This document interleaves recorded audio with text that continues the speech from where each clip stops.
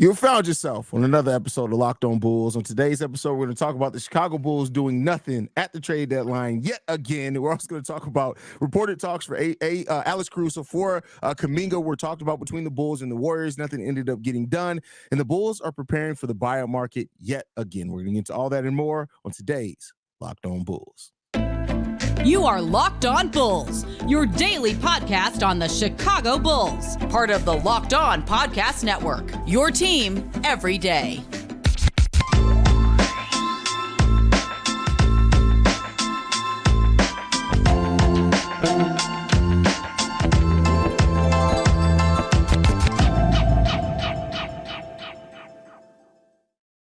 Welcome to another episode of Locked On Bulls, member of the Locked On Podcast Network, where it's your team every single day.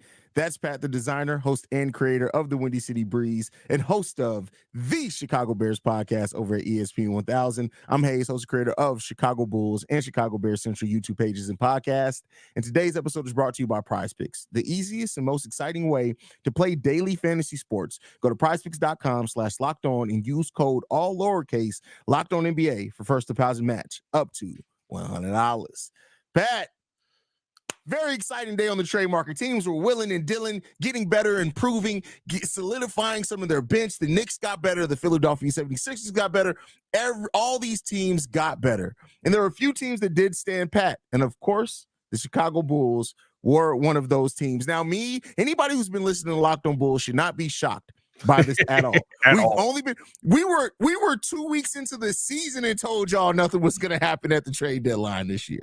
Now, of course, the Zach LaVine trade request changed some of the view that could possibly happen. But once that went down, the trade market for Zach, all signs were pointing towards nothing was going to happen at all. Pat, how do you feel about the Bulls betting on continuity and staying, pat yet again? I mean, listen, it was expected. It's still kind of a gut punch, and it just shows that there's a lack of belief in the young players that you have, and so you have to stick with the players that you currently have on the team. I think that they do believe in Kobe White, but clearly you don't believe in Patrick Williams because you won't move people out of his way. Patrick Williams made a step because he's shooting 50% from the field before he went down. AK out there talking out the side of his neck at this point. Yeah, I mean, like this is and it just is, right? Like it's honestly, you could say whatever you want. At this point, we're just getting GM speak from, which is why we're live right now. Because yes, the media is cooking AK over there, but they're not getting any answers out of him. Guess what? He's going to say he wants the team to be competitive. He's going to say that he feels like he's continuing to fight for a playoff spot, which here's the thing. Step back. Yes, they are. Step back. The last 2 months of basketball have not been bad months of basketball. Has it been elite levels of basketball? No, but from December 1st to now February 8th, Chicago Bulls are 18-13 over that time. That's a winning record. That's a record that most of us would feel good about if we didn't have that 2-week stretch where the Bulls basically just said, we're going to crap on ourselves and sit in it.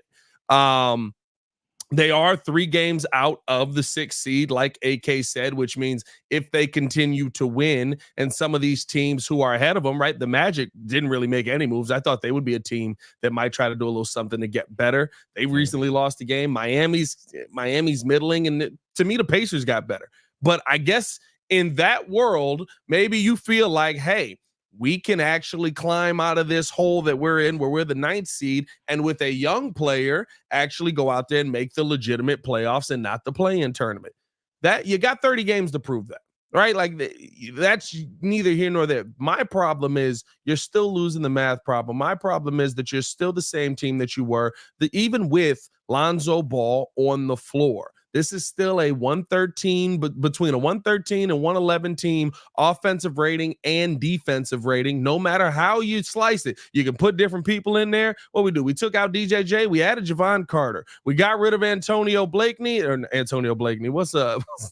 we got rid of Javonte Green, and we brought in Torrey Craig. You're swapping out the same different pieces, right? Different styles of player, but you're still getting the same recipe at the end of the day. Just because you swap out a white onion for a red onion don't mean the whole concoction has changed now.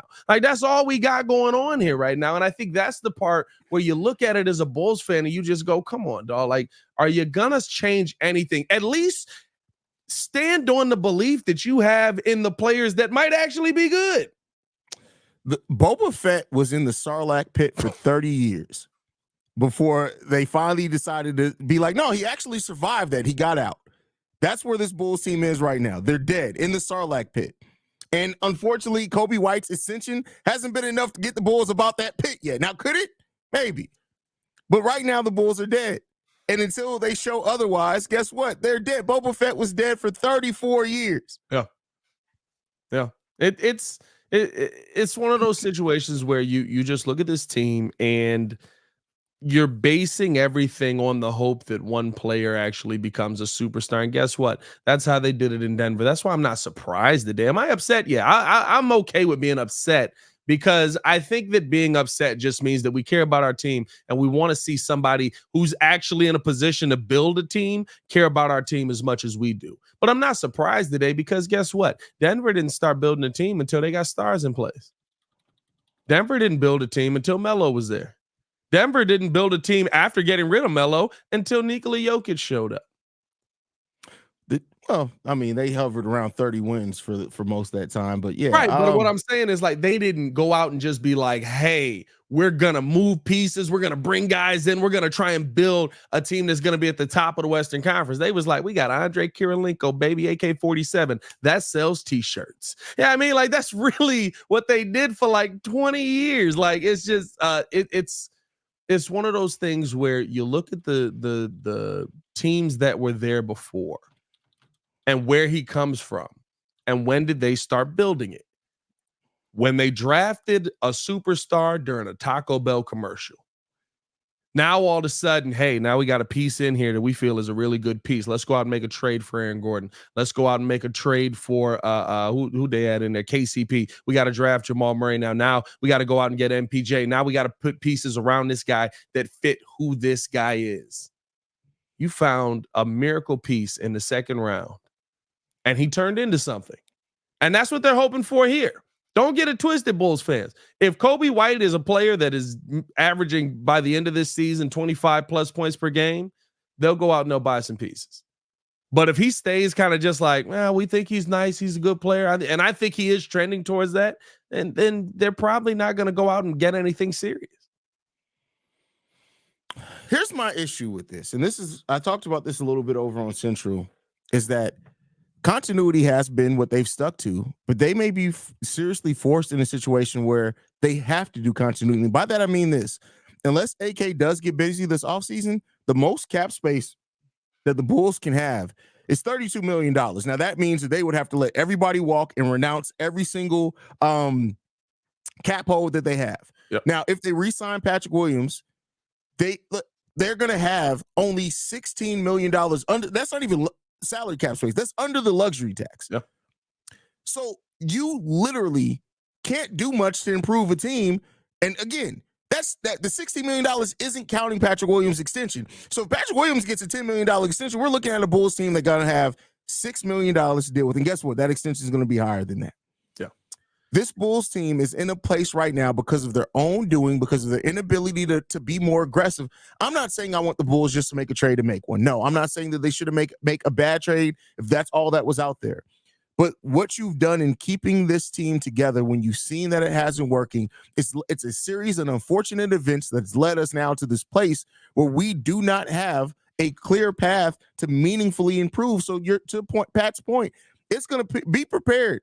Unless they do something drastic this offseason, it's about to be a lot of 30 to 35 win seasons in the Bulls' future. Well, I don't know if it'll be 30 to 35 wins, right? Because maybe less. I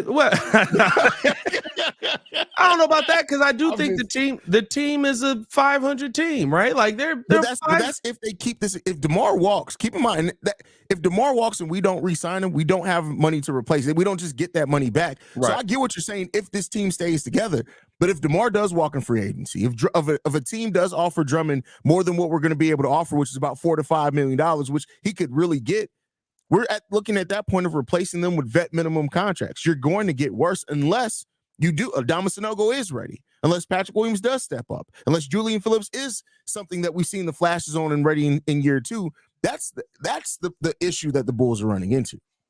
Yeah, I look at it. I mean, like, yes, DeMar is a good asset. He's a good piece to have on your team. He says he wants to be here. He says that it seems like a marriage situation where you want to be together, but you got to figure out how it's going to work out, basically, right? Like, all right, cool. But like, if DeMar DeRozan leaves and Zach LaVine comes back, I don't think that changes one thing or the other for us. If Andre Drummond leaves and Adama Sanago comes up, I don't think that changes one thing or another for us. I think the team is, like I said, if you swap out the ingredients, but you're still putting together the same goulash, you still got the same product at the end of the day. You swapping out what type of, where you bought your onions from, basically. I mean, which green pepper we throwing up? Some places produce sucks. So you can go buy onions from someplace else, but I'm telling you what, if they growing them onions in grandma's backyard, those onions would probably be better. Hey, them onions fire now. Those onions are probably fire. Bad analogy on that one. But we're going to talk about one of those pieces that the Bulls did try to move out at this trade deadline that didn't end up coming. That's Alex Caruso going to the Golden State Warriors that did not end up getting done. But before we talk about that, I got to talk to you guys about one of our sponsors, and that is Nissan. Are you the kind of driver that likes to push things a little further? Ever wonder the adventure could be around the next corner? Our friends at Nissan have a lineup of SUVs with capabilities to take your adventure to the next level. The 2024 Nissan Rogue is the perfect for city drives and great escapes. Class exclusive, Google built in, you're always updating your assistant to call on almost anything.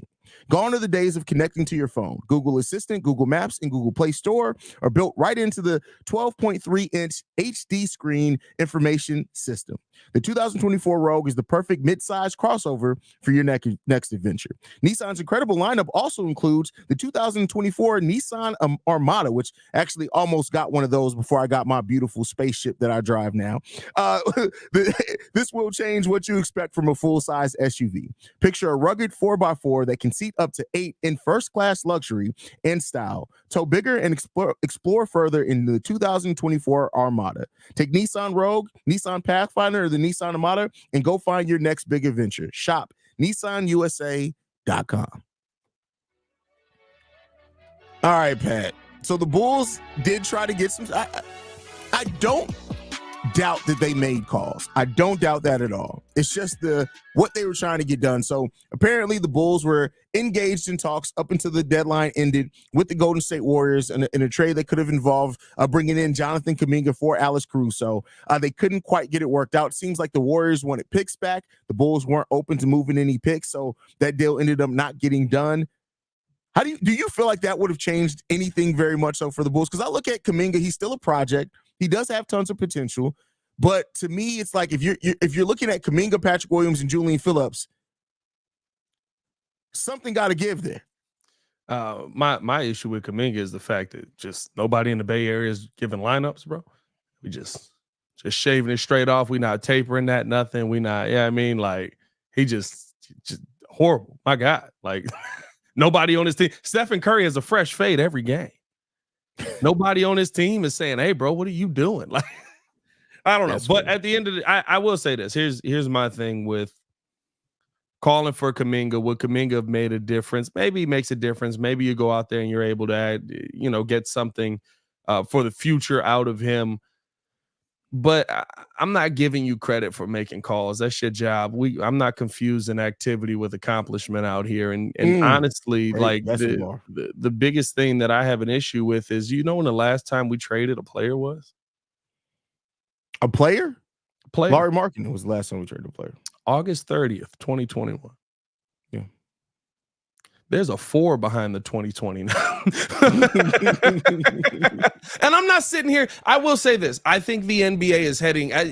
I said to me and you were talking on the phone. I said this on my live stream as well over on the Breeze. I think the NBA is heading towards a world where tanking is dying.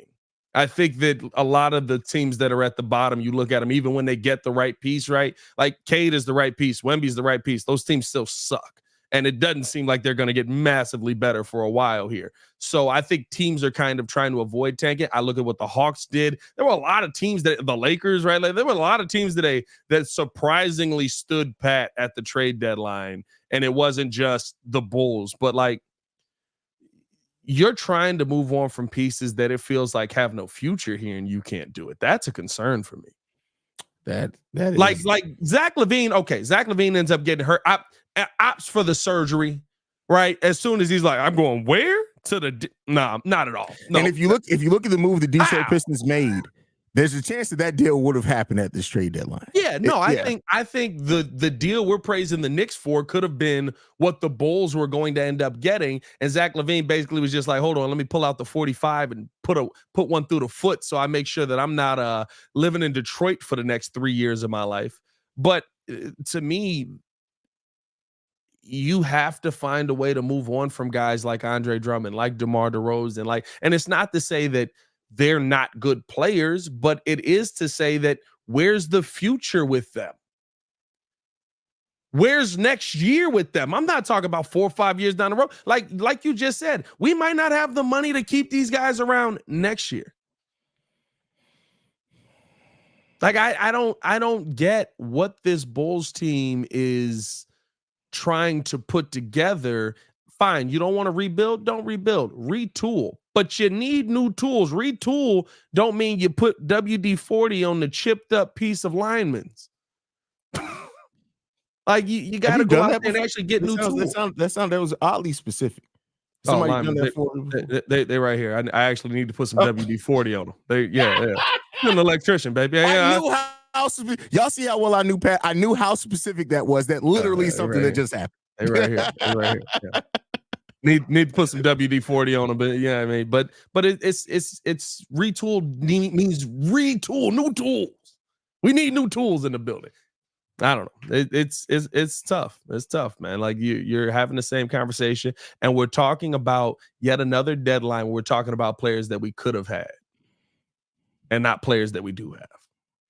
No, I mean, let's talk about the players that we do have that we're ninth in the Eastern Conference. We've had like a 56% win percentage over a little bit time there. I mean, it is what it is. And it's like the speaking glowingly of it cracks me up because he is so proud of that record. Bro, he's so proud of the fact that we've been competitive for the too much, which is all right, cool, right? We're winning. He's like, I'm smiling a lot more now. All right, cool. We're smiling. What are we smiling at? The 9th seed? Oh, well, everybody's bunched up.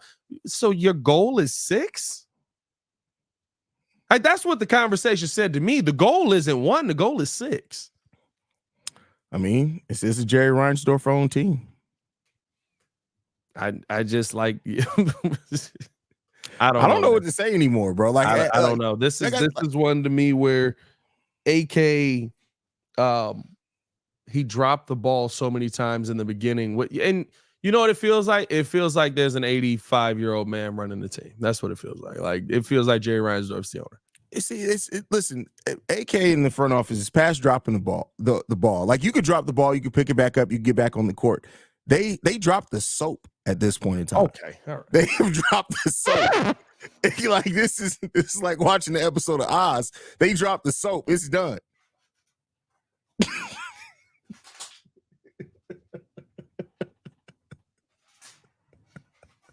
That's crazy. But no, here's the thing, man. Like at the end of the day, it just comes down to if you your words and your actions don't. That's the most confusing thing. I would much rather AK just say, hey, listen, we tried to make some trades. It didn't work. And we're going to, we'll finish out the season and we'll take a look and review what we're going to do at the end of the season. He's not saying that. He's basically saying we're competitive. We feel very good. Everybody's bunched up in the East. Baby.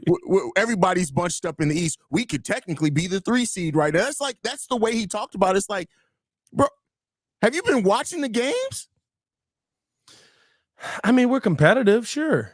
Yeah, we are. I think he's not lying when he says that. No, but the thing is, though, is that if it wasn't for the play-in tournament, the thing that we'd be competing right now for, technically, is lottery position. The play-in is make this thing seems like you're fighting for more than what you're fighting for. Yeah, sure.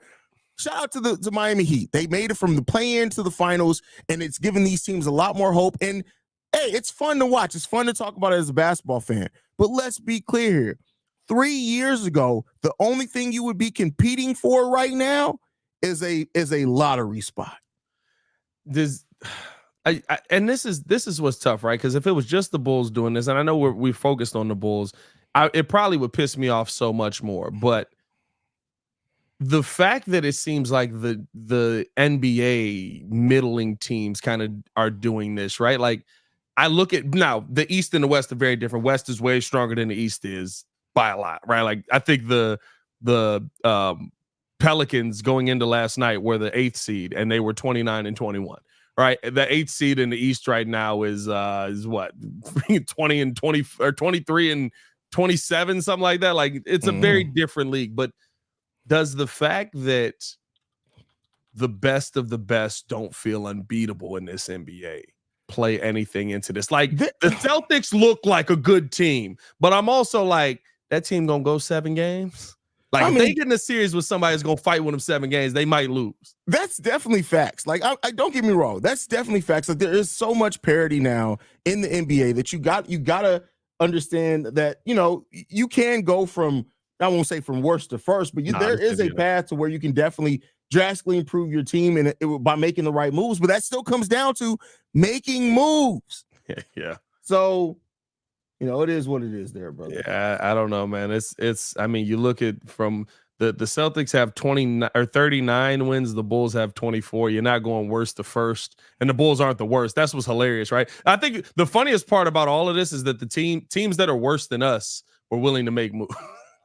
The Nets were trading pieces. I was like, or weren't willing to make moves, I should say, right? The Nets were trading pieces that it was like, why'd you trade that piece? Like they were going to give you 17 first-round picks, basically. And you were like, nah, we good. 20 wins. We straight. Yeah. I can't imagine being a part of a Nets press conference today after doing nothing at the trade deadline. I mean, they did get rid of Spencer Dinwiddie, so. I mean, who cares? Like Spencer Dinwiddie's gotten rid of. Spencer Dinwiddie was gotten rid of by the Raptors an hour after he was on the team. Like, hey, that could be a future Bull. Watch out there. And a pass Bull. Listen, we do got to talk about this buyout market. Some of the people have already been cut. Some players that maybe could come to Chicago. I will say the Bulls have been very active in bringing guys in the buyout market. But first, we do have to tell you guys all about PrizePicks. PrizePicks right now is I forgot about this read. It's demon time over on PrizePicks. Hey, thing that happened to me. Dog, I forgot about this read. You can now win up to 100 times your money with as little as 4 correct picks. You can turn $10 into $1,000. What is PrizePicks? PrizePicks is America's #1 fantasy sports app with over 3 million members, where the easiest and most exciting way to play daily fantasy sports is right at your fingertips. It's just you against the numbers. You pick more than or less than on 2 to 6 players, stat projections, and watch the winnings roll in. PrizePicks even offers an injury insurance so that you can ensure that your entries stay in play even if one of your players gets injured. With the new Demon and Goblins being the most exciting way to play PrizePicks, squares marked with red demons or green goblins, you can get a different payout now. You can now win up to 100 times your money with as little as 4 correct picks. All you got to do is get players and stat types you're selecting, highlight your winnings from PrizePicks, and see how fun it is to play. So all I want you guys to do is go to prizepicks.com/LockedOnNBA and use the code LockedOnNBA for a first deposit match up to $100. That is prizepicks.com/LockedOnNBA and use the code LockedOnNBA for a first deposit match up to $100. PrizePicks. Pick more, pick less. It's that easy. They changed their slogan there. Yeah, they did. They changed everything quite a bit. Everything with demon time. And it's crazy. Watch you guys. So, Pat, man, the Bulls are headed towards the buyout market yet again, bro. Like, it just seems like we're perpetual in the buyout market. Like, it's just the buyout Bulls. That's the new name of the team. That's our identity, man. When you look at some of the players in this trade deadline that have already have been waived. Joe Harris is one that's out there. We already talked about Spencer Dinwiddie. Killian Hayes has also been waived. Gordon Hayward's expected to be waived. Do you think the Bulls can get something that can? Because keep in mind, Tristan Thompson didn't work. Pat Bev did work for the Chicago Bulls. Can the Bulls find something that actually does work for them in the buyout market? I'll say this. The one part that actually excites me about the Bulls going into this buyout market is the fact that they're not going in looking for heart. They're not going in looking for the soul of their team. You have that. You have Kobe. What's going on up there in the corner, bro? What is happening? He saw AK drop the soap. Dog, what's going on? Jesus Christ. If you're on the I wish AK was that aggressive when it comes to the trade deadline. Exactly. I like it, and I won't. like it. Yeah, we can do that this aggressive the easy way or the hard way. Oh, I see. You gonna choose the hard way. The good thing about going into this, like I said, is that you're not looking for the heart and soul of your team. And the one thing that I think you are looking for, you actually can get, and that's 3-point shooting. Again, the Bulls are losing math, right? And so now you can go out there and you can find some guys that can shoot the 3 ball. I think Spencer Dinwiddie is going to be the number one guy that everybody's looking at. I'm not looking anywhere near Spencer Dinwiddie just because I know what Spencer Dinwiddie is. Yes, I need a backup point guard on this team, but is Spencer Dinwiddie a huge upgrade over what we have at backup point guard right now? Like, I guess Javon Carter is the backup. So yes, I hate to tell you. It was fun while it lasted, Spence. It feels a little bit over right now. Yeah, I mean, like maybe. But I feel like there's Seth Curry to me is a buyout option. Hasn't played a ton this season. He's played in 35 games. A 3-point shooting threat probably can get him on a little bit of low money. I think you also look at a guy like Joe Harris possibly as a buyout option, just somebody that can go out there. And listen, is Fournier healthy? I don't care. I still don't want him here. I mean, listen, 3-point shooting. That's all I'm talking about. I'm not talking about this guy being elite. I don't even know if he's healthy. And Vooch apparently. So I don't know if you saw this, but when Fournier got released, he tweeted Evan Fournier right now, and it was like it was Braveheart yelling freedom. So was he like the player who Thibs hated and was just like, well, I'm not playing you, sit on the end of the bench? Yeah, I mean, I don't know what was going on with Evan Fournier. He's played 3 games so far. 3 games this season, right? He has not played much as a Knick at all. I don't think. How many games has he played as a New York Knick? Maybe 40? 30 exactly over 2 seasons. Exactly. I mean, he played 80 the first season he was there, and then the last 2 seasons he played 27 and 3 so far this season. So maybe he's somebody you look at. I remember what he was before everything ended up going down 38%, and at times above 40% 3-point shooter in his career. Those are names that I would be looking at. Guys that just, what do? They shoot the 3. It is what it is. That's what you need right now. You need 3-point shooters. Zach LaVine's done for the year. You have none. I'm good on Evan Fournier. I listen. You put together an impressive pitch. And I gave you 3 players. I mean, listen, Joe Harris, Joe Harris, and Evan Fournier. Joe Harris, I'm absolutely for. Absolutely for.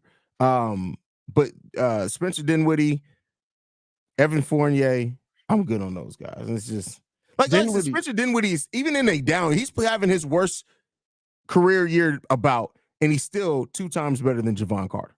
So. But we know that the Bulls can't waive Javon Carter because he has a guaranteed contract. So it doesn't even matter talking about that. Yeah, Javon Carter's going to be here. That's why I'm not even – I'm looking for guys that you can say, hey, what are you doing over there shooting that 3 ball, knocking it down? Appreciate that. I guess here's a long shot name, somebody who hasn't got a lot of love, though, and has had a down year this year. Is it any Daniel House at all? He's had great 3-point shooting years. Contenders are going to be after him. I would love Daniel House on this team, especially with us having players that are banged up. But I think that Daniel House is probably going to be one of the more attractive targets out there for a lot of teams. I don't know if the Bulls can get involved in the Daniel House thing. Really? Daniel House is, to me, he's been having such a blah year. And I get it, right? He hasn't taken nearly as many shots this year. The 3-point shooting, though, has been down. And that's the part that I'd be surprised by. I feel like the fact that the 3-point shooting's down, I don't have a ton of value outside of the 3-point shooting for Daniel House. I'd say if he's knocking down the 3, I want him. If he's not, I don't. I think he's shooting 30% right now. I don't feel like the market is going to be huge for him. At this point, they said that Woj and Shams, I think both said that expected a lot of contenders are going to be coming after him. But at this point, even with Daniel House, I'd rather just give Julian Phillips those minutes. I know Billy Donovan won't. Yeah. That's what I'd rather do at this point. I know Billy won't, but I mean, I'd rather do that. Yeah. No, I hear you on that. I guess the only one that's left that you got to talk about, I mean, Is Rolo coming home? Let's end the show, bro. Come on. Is Rolo coming on? No, Rolo love. He can't get up. Bro. That little, what was that shot he used to do? Just I'm like, good on that. he just throw his arm up and then the ball would go in the hoop. And you should be like, what did I just watch? Like, yeah. Good. Good. Marcus Morris?